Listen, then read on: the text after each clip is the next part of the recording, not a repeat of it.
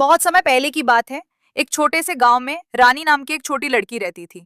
रानी बहुत ही चंचल और जिज्ञासु थी। उसे रोज नई नई चीजें सीखना बहुत पसंद था। एक दिन रानी अपनी दादी माँ के पास बैठी थी। दादी माँ पुराने जमाने की कहानियां सुनाने में माहिर थी। रानी ने कहा, दादी माँ, मुझे कोई नई कहानी सुनाओ ना।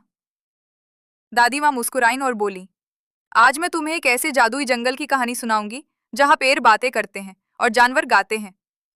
रानी की आंखें चमक उठीं। दादी माँ ने कहानी शुरू की। एक बहुत दूर के जंगल में एक नन्हा टिमटिम नाम का तारा रहता था। टिमटिम बहुत अकेला महसूस करता था, क्योंकि वो आकाश में चमकते हुए भी कभी जमीन पर नहीं आ पाता था। वो हमेशा जंगल में रहने वाले प्यारे जानवरों को देखता रहता था। एक रात टिमटिम ने देखा कि एक नन्ही परी अपने पंख फड़फड़ाती हुई जंगल में उतर रही है।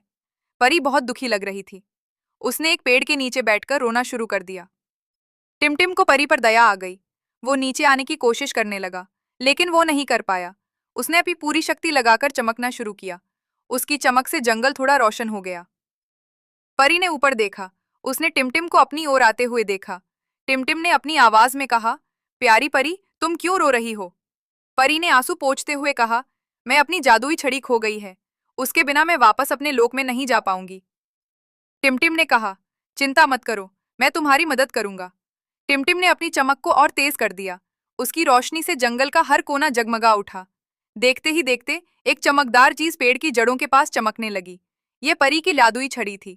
परी बहुत खुश हुई। उसने अपनी छड़ी उठाई और टिमटिम को धन्यवाद दिया। तुमने मेरी बहुत मदद की नन्हे तारे। टिमटिम भी बहुत खुश था। उसे पहली बार लगा कि वो अकेला नहीं है। परी ने अपनी जादुई छड़ी घुमाई और आकाश में वापस उड़ गई। उस दिन के बाद से टिमटिम ने कभी अकेला महसूस नहीं किया। उसे पता था कि वो अपनी चमक से दूसरों की मदद कर सकता है, और जंगल के जानवर भी उसे देखकर हमेशा मुस्कुराते थे। दादी माँ ने कहानी खत्म की। रानी ने ताली बजाई और बोली, दादी माँ, ये कितनी अच्छी कहानी थी। मुझे टिमटिम बहुत पसंद आया।